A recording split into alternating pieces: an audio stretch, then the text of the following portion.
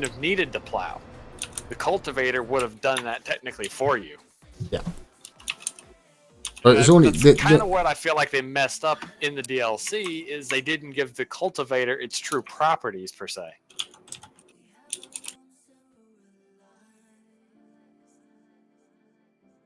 Johnny. Yes. KW would probably join, but you have that Ford mod in there. You leave my Ford alone. What Ford mod does he have? I got Ford tractors. Oh, the Ford tractor pack? Oh, it's not bad.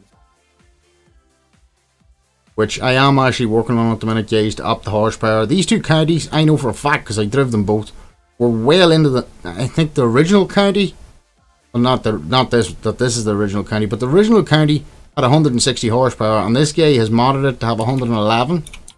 And the 8210, I know we had ours, we took the turbo off and put a bigger turbo on it and screwed it out, but we had it sitting at 200 horsepower. So 111, that's not doing it for me. The one we have bought, which is the 8830, he's only set this to have 185 horsepower. That's way too low on that tractor. Do you know what Ford stands for? Fix or repair daily, found on road Yes, dead. sir. But I can tell you this, Ford, New Holland, whatever you want to call them, are a much better tractor than John Deere. And I hope Reaper's here to hear me say that. Because I have driven both, I have worked on both, and I'm telling you, if you want power, you go for a Ford or New Holland or whatever you want to call it. You want to spend most of your time sitting in the field waiting on a mechanic, you go for John Deere. Hyper returns on foot. And another thing too, if you've got the money to buy a John Deere, that also means you got the money to buy a Fendt. So why in God's name would you buy a John Deere? Yeah, but Johnny, something you got to take into consideration is some areas you live in, you don't have a choice. Well, Ireland's small, you see. Around here where I kind of live, you mainly hear more of John Deere's. You don't hear a whole lot of anything else. Well, that's the thing. Because America's so big, they buy from their nearest dealership. And that's 100%. Like, to be honest with you.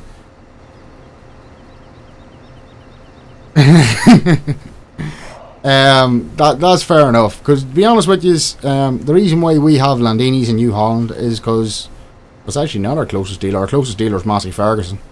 The next dealer over the road is Landini and New Holland. Has been for years. And that's the reason we have them, because they're close, and something goes wrong, you haven't far to go to get parts or anything else. But that's not the reason why I'm a fan of New Holland. I'm a fan of New Holland because I worked with a man at silage for 6 years. From when I was 16 till I was 22. I was with him every year. Would take time off work to go and work with this man for 8 weeks every summer to do the two silage cuts. First cut and second cut we get here every summer. And he had both, in my time with him, he had both New Hollands, and he switched from New Hollands to John Deere, and then he switched. I went back doing part-time work for him, just maybe mowing for a couple of hours at night and that there. Keep the round baler going. He had switched to Fendt.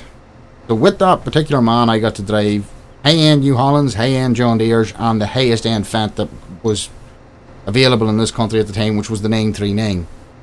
And I'm telling you, for raw power, just raw power, there's nothing like a New Holland. You put that thing into the low box or the pacer box, and you slam it into third, fourth gear, that thing will pull anything, anyone.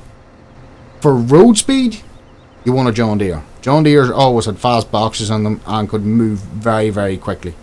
Now, the benefits of the Fendt. Now, the Fendt has only come into this country really in the last 3-4 years, and they're still way, way overpriced compared to John Deere's and New Holland's. The benefit of the Fendt is that it is both those things. It is those low boxes that you can get serious power to the ground on, and it has high boxes that you can get 50 kilometers an hour driving down the road on. So that's why I prefer Fendt. And the fact when you're sitting in a Fendt, you think you're sitting in a Rolls Royce. The thing is that bloody comfortable, you'd fall asleep in the seat if you weren't careful. Now, that's coming from a man who's driven every one of those machines, so you take your opinion from that.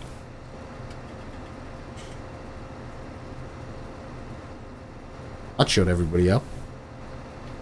In these types of games, John, the only reason why I kind of like to drive John Deere's is purely because it's what's around here. I know in real life there's stuff that's going to drive better and perform better, but it's what I've got around here, so it just tends to be what I'll drive if I've got access to it in the game. Let's face it, it's a game. I could make a John Deere perform just like a Fendt or a New Holland. Exactly. So, exactly. But if you were going completely realistic, you wouldn't want a John Deere. If I was going realistic, I would still go John Deere because that's what's around here. But then you'd be out of fuel every 2 minutes. But let's face it, I'd have to be driving well over an hour away, 2 hours probably easily to get to anything that isn't a John Deere. Yeah, well, funny. I think the nearest one to us is Cork, which is like 5 hours drive. But if I'd have to try and drive that thing back. If I win the Euro Millions this weekend, say, and I win I think it's a 38 million pound jackpot, I have to be honest, I would buy a contracting outfit, which would tractors, trailers, and silage harvester, and I would go on the country because I really, really loved it when I was younger, and it'd be nice to actually do it for myself and not have to work for somebody else. I would go and buy Fendt, personally. I would drive to Cork, and if I had to drive each one of them back individually on the road and spend a day driving each of them back, I would, because I absolutely love Fendt. That's part of the issue. In order to drive one back, that would be ridiculous driving. It wouldn't be worth the extra effort to go pick it up because it would just be a giant pain in the ass. You just get a long stream tonight and a shorter stream tomorrow, Chris. That's the way it's going to work.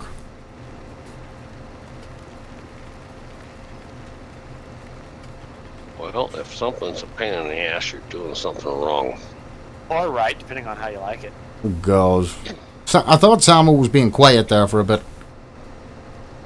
Samuel is still quiet. DSR John Deere for me. Easy, that's just something we were asking, Easy. What was your ping when you used to be on the server? On the Nitrado server, bud. Matter of interest. Now, this man's Kentucky.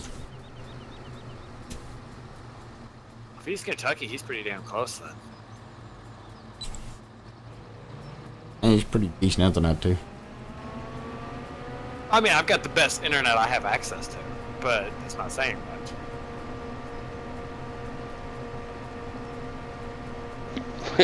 Hell, my best access used to be two phone lines with I just was sort feeling of this is going to miserable when it turns now. server running Linux to join the lines, and that was still not very fast. But that's been years ago.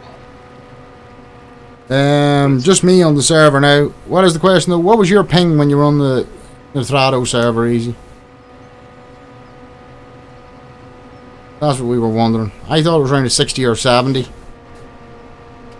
I know that's what Doc was today, and Drave said his is between 50 and 60, but he's East Coast.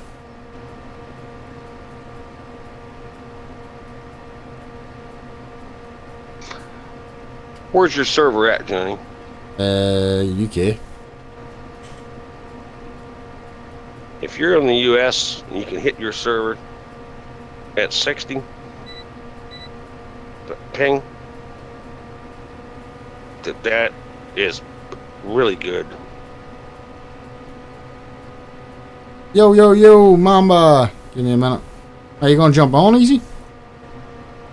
Take you a while to download the mods. There's quite a lot of them.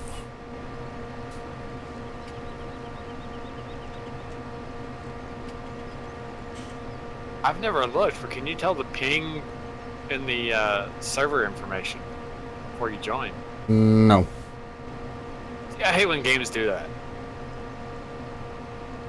It's going to depend on the game too, though. Don't have them. Oh, you have them already. Well, I updated mods this morning, Easy. I mean, his server is in UK. He's in UK. He's running 23, 24, 25 milliseconds. Just bought Big Bud. I was trying it out earlier. That's not bad. That's pretty good. There you go. Easy says his ping used to be like 55 to 70. 70's about double what I get on Bads' server right now, when I was getting on it. I haven't been on it in a while. Yeah, you abandoned me. Damn it. Yeah, I'm good at that. I abandon everybody. I keep trying to help you and test stuff for you, but you don't come in and help me, but that's okay. Yeah, It's that's fine. because you want the stuff I'm doing, so... Exactly. Don't complain or he'll take you off the test list and just put me on it instead. Johnny? Yeah? Right, I'm off to my bed, bud. That's no bother. See you in the morning, Samuel. Okay, Or so in the afternoon. we've got an alloy smelter done, we've got a sag mill done, we've got automation on the ores and stuff done. I've added some compacting drawers for all the ores and stuff, yeah. Cool. Extended the smeltery a little bit, and I've got us both vibrant jetpacks. Vibrant jetpacks? Yep. Jesus. I get 25 on Rusties and 60 on Meesmans. Saving for a 1070, I see. Good choice. Yes, Victor. Be honest with you, Victor, I'm closer than what that says to the price. I know the price of the one I was looking at has gone up, but I've found another one. Yeah.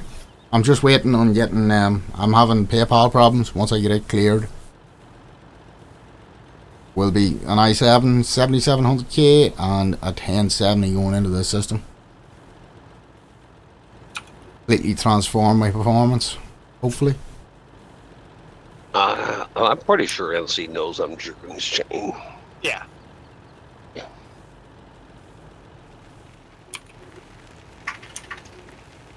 I love testing this stuff. I love to try to go break it. Figure And he out has what's broken wrong. it a few times. Well, that's Yes, good, sir. you see. And in some really weird ways. Yeah, but it's good that he has broke it, because then got a 1060, 6GB, I love it. The 350 CPU, it bottlenecks pretty bad, but still better than my old 750. Sometimes having a lesser graphics card that's not going to bottleneck your CPU is better than having a good graphics card that is going to bottleneck it.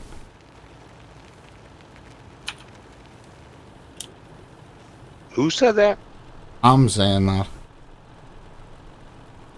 Then he has an 8350 CPU Let me that's build you a PC. It's bottlenecking. going to cost you a lot of money, but let me build you a PC and you can stream from it. You can play any game you want to play on it, but it's going to cost you a lot of money.